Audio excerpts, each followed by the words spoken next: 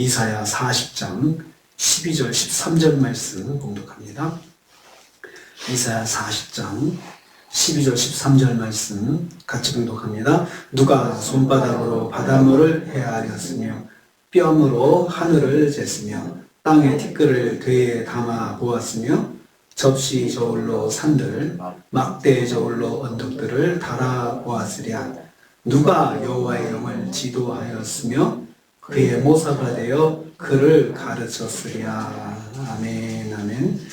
오늘 말씀은 이스라엘에게 구원을 선포하신 하나님이 절대 주권을 가지신 창조주이심을 선포하는 것을 내용으로 하고 있습니다.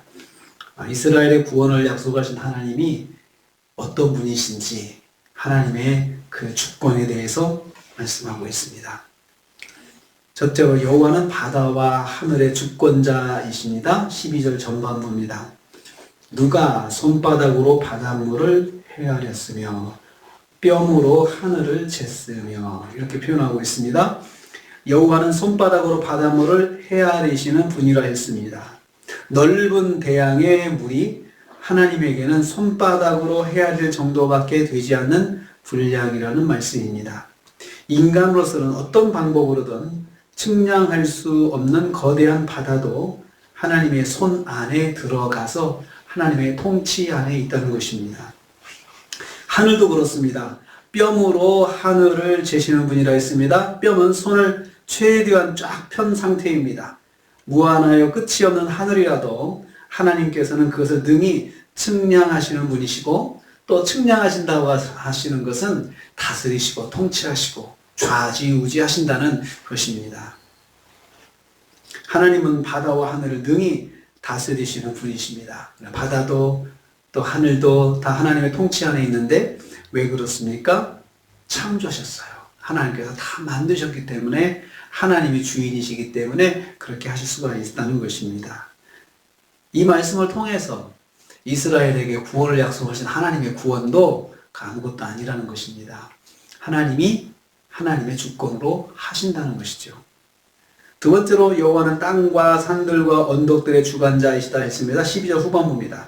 산들과 언덕들은 크기뿐만 아니라 무게로 판단할 경우에도 세상에 비길 것이 없을 정도로 크고 무거운 실체들입니다.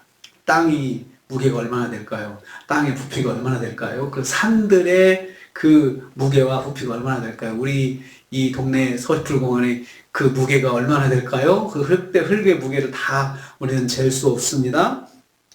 우리 눈에 보이는 산들과 언덕들의 무게를 일일이 아는 사람은 없습니다. 하지만 하나님은 그것들을 속속들이 다 파악하고 계십니다. 창조주 여호와 하나님은 자연 만물의 주권자로서 그것들을 주권적으로 사용하시고 주권적으로 주관하신다는 것입니다. 창조주 하나님은 주권자 하나님이십니다. 주권자 하나님은 만물을 하나님의 뜻대로 주관하시는 분이십니다. 그래서 모든 일을 능히 이루십니다.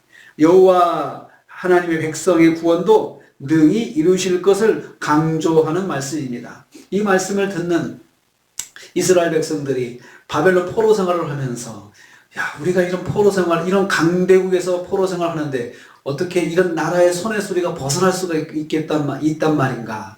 그런 생각을 할 수가 있다는 거죠. 도무지 그 불가능한 일이다 라고 그 말씀을 듣는 사람들이 그렇게 생각을 하게 될 것 같으니까 당연히 그렇게 할 것입니다. 하나님께서 어떤 분이신지 동시에 설명을 하고 있습니다. 소개하고 있습니다. 하나님은 주권자 하나님이시여 절대 주권자 하나님이시다 라는 것을 말씀하고 있습니다. 하나님 백성의 구원을 이루시는 하나님은 그것은 능히 이루실 수 있는 그러한 일이다 라는 것을 말씀하고 있습니다. 세 번째로 여호와께서 여호와의 영을 통하여 구원을 이루실 것이다 했습니다. 13절 말씀입니다. 누가 여호와의 영을 지도하였으며 그의 모사가 되어 그를 가르쳤으랴. 하나님을 가르칠 수 있는 사람, 하나님을 지도할 존재는 없다는 것입니다. 여기서 여호와의 영은 성령 하나님을 의미합니다. 하나님께서 성령님의 역사로 하나님의 백성의 구원을 이루실 것을 말씀합니다. 성령님은 스스로 역사하시는 분이십니다. 누구의 지도를 받으실 필요가 없습니다. 여호와께서 모세에게 나는 스스로 있는 자라고 소개하셨듯이 출애굽기 3장 14절 말씀에 하나님은 스스로 계신 자다 이렇게 모세에게 소개하셨습니다. 하나님께서 스스로 일하셔서 구원을 이루시는 분이십니다. 누가 그의 모사가 되어 그를 가르쳤으리야라고 다시 말씀합니다. 여호와께서 세상을 창조하실 때, 그리고 창조하시고 운행하실 때 다른 지적 존재의 조언을 받으실 필요가 없이 스스로 일하시는 분이심을 강조하고 있습니다. 하나님께서 창조하실 때 누구 참모의 조언을 듣는다든지, 누가 옆에서 뭐 물건이라도 집어준다든지 그렇게 하시지 않았습니다.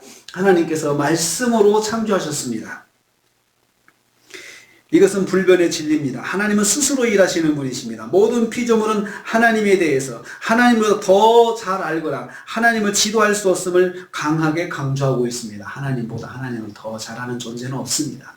하나님 스스로 하나님을 아시고 또 하나님 스스로 일하시고 계획하시고 섭리하시고 역사하신다는 것입니다. 하나님은 스스로 세상을 통치하시고 다스리십니다. 누구의 조언이 필요 없습니다.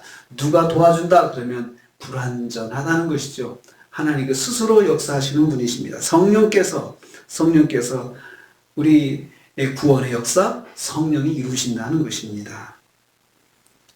하나님은 절대 주권자 하나님이심을 강조하고 있습니다. 그래서 하나님께서 우리에게 하신 약속의 말씀들, 이것들을 어떻게 이루실까? 우리가 가끔씩 의문이 될 때가 있습니다. 하나님께서 그 일을 어떻게 하실까? 그런데 성경은 거기에 대해서 하나님 누구시냐 이거죠. 하나님은 너가 그렇게 생각한다면 하늘을 내가 재볼 수 있겠느냐? 땅을 재볼 수가 있겠느냐? 바닷물을 헤아릴 수가 있겠느냐? 하나님은 능히 하시고 하나님께서는 다 그런 것들을 하시는 분이셔. 그러니 너에게 약속하신 그 말씀들을 이루시는 건 어려운 일이 아니야 라고 설명을 하시고 있습니다. 저는 이 말씀을 보면서 하나님께서 이렇게 설명을 일일이 해 주실 필요가 있으실까? 그런 생각이 들었어요. 일일이 다 설명을 해 주시는 하나님, 참 자비로우신 하나님이십니다.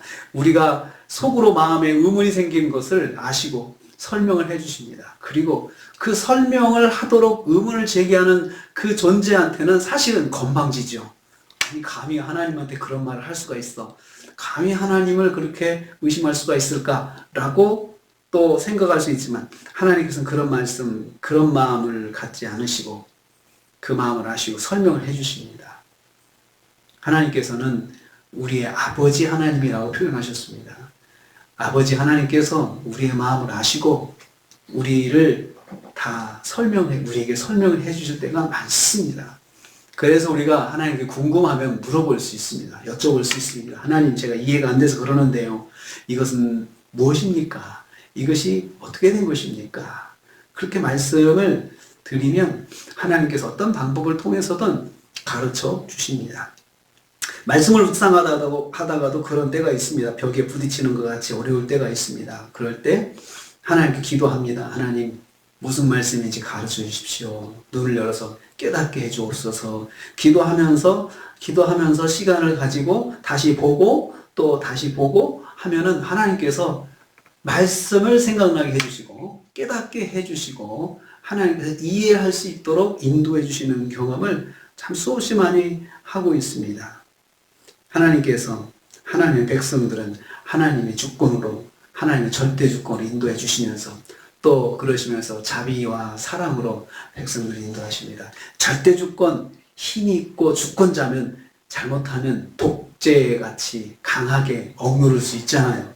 근데 하나님 그렇게 안 하십니다. 우리를 억누르지 않으십니다. 우리에게 자유를 주시고 우리에게 사랑으로 붙잡아 주시고 우리가 못 따라가면 기다려 주시고 그리고 넘어지면 일으켜 주시고 그리고 상처나면 싸매 주시고 왜 그랬느냐? 네가 왜 그랬느냐? 그렇게 묻지도 않으실 때가 많습니다. 그 자비로우신 하나님이 오늘도 우리의 하나님 되셔서 우리와 함께 하십니다. 성령으로 지도하신다. 성령으로 함께 하십니다. 성령께서 저와 여러분 안에 거하시면서 오늘도 내주하시면서 역사하십니다. 그 하나님과 성령의 인도하신 가운데 오늘 하루도 동행하시고 승리하시는 하루가 되시기를 주님의 이름으로 축복합니다. 주님 감사합니다.